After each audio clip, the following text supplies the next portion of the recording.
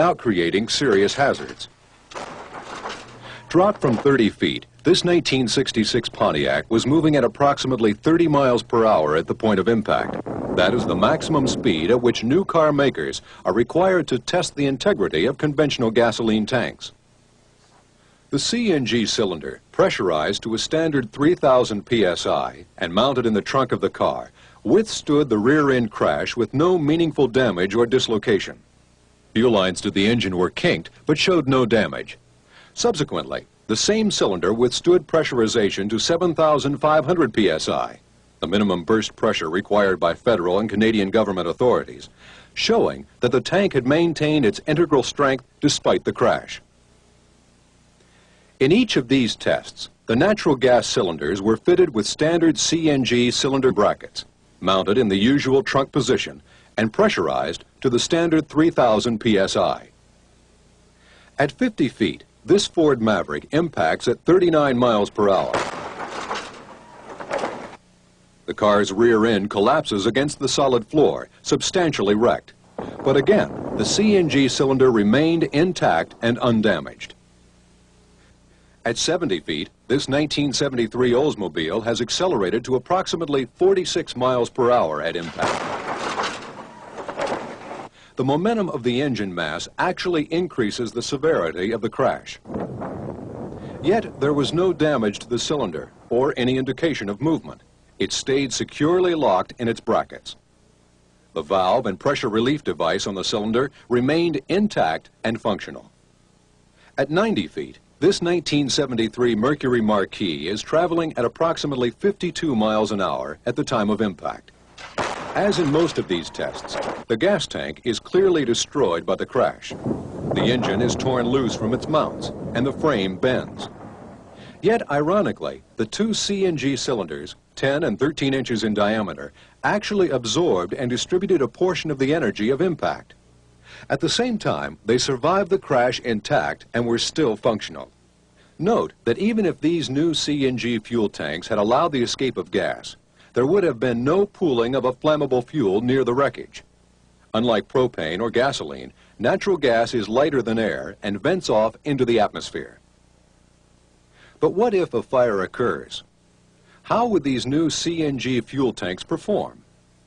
The answer comes in the next series of tests, required by the U.S. Department of Transportation and Canadian Transport Commission. The fuel tanks, made by the CNG Cylinder Corporation, bring an exclusive double redundant safety design to this high-temperature situation. The aluminum itself has a melting point of 1,200 degrees Fahrenheit, while the composite reinforcement that doubles the strength of the cylinder against internal bursting maintains a usable tensile strength to about the same temperature. While the heat is concentrated at the bottom of the cylinder, the high thermal conductivity of aluminum distributes the heat quickly. And although aluminum anneals at high temperatures, cylinders subjected to these bonfire tests withstood hydrostatic burst tests above the minimum burst pressure of 7,500 psi. The pressure relief device vents at this point.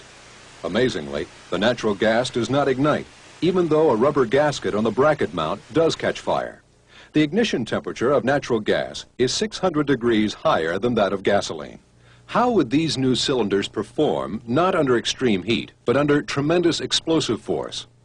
The next set of tests answers this question. As a reference point, here's what 1/2 stick of dynamite does to a 24-inch diameter granite boulder in slow motion. Clear the area!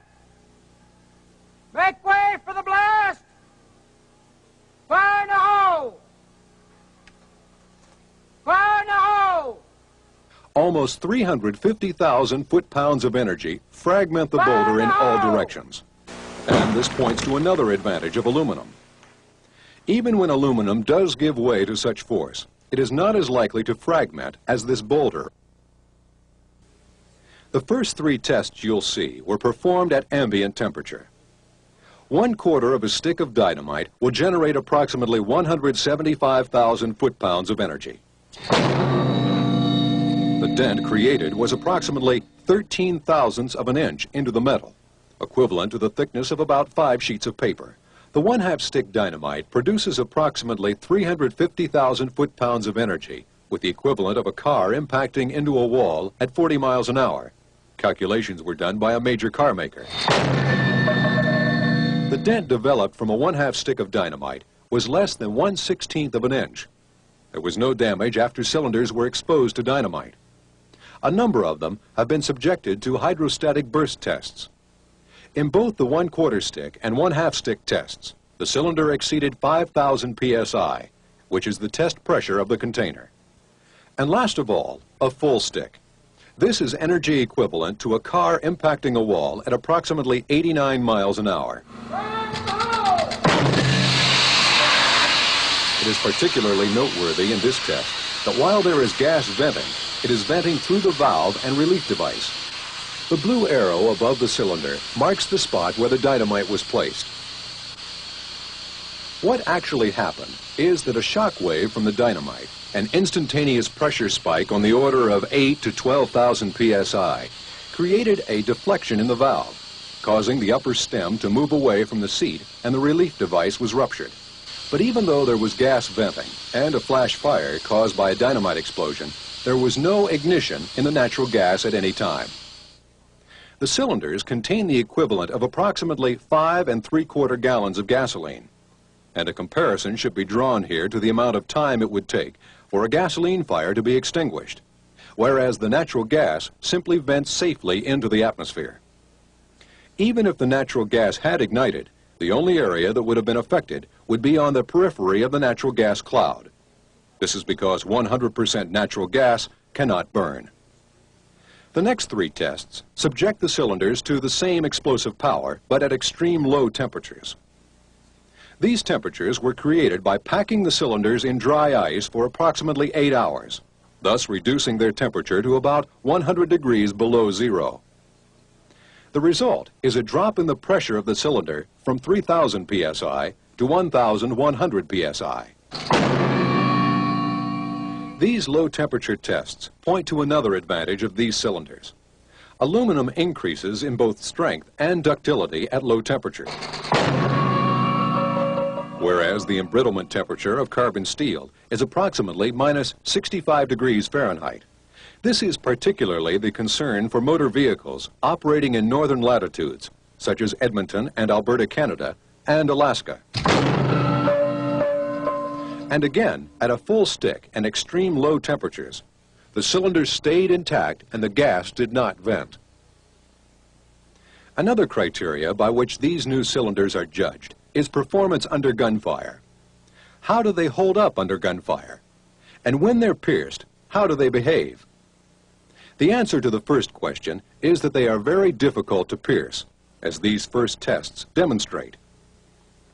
The bullets here are standard police issue loads, and each projectile will have a penetration of approximately 50% of the composite thickness, or less than 1/8 of an inch. The distance from the firearm to the cylinder was approximately 25 feet. There was no severe damage to the cylinder, other than damage to the composite matrix. There was no penetration of the metal, and even after this test, the cylinder performed well within its design limits. The cylinder exceeded the minimum burst pressure of 7,500 psi. All cylinders were charged with natural gas. What is happening is the target and the bullet are basically exploding, but there is very, very little damage to the composite. A portion of the composite on the right-hand side of the screen can be seen to flip out and pull back in. However, the depth of the damage to the composite was again less than 1/8 of an inch. The total thickness of the composite and the cylinder wall is over 3/4 of an inch.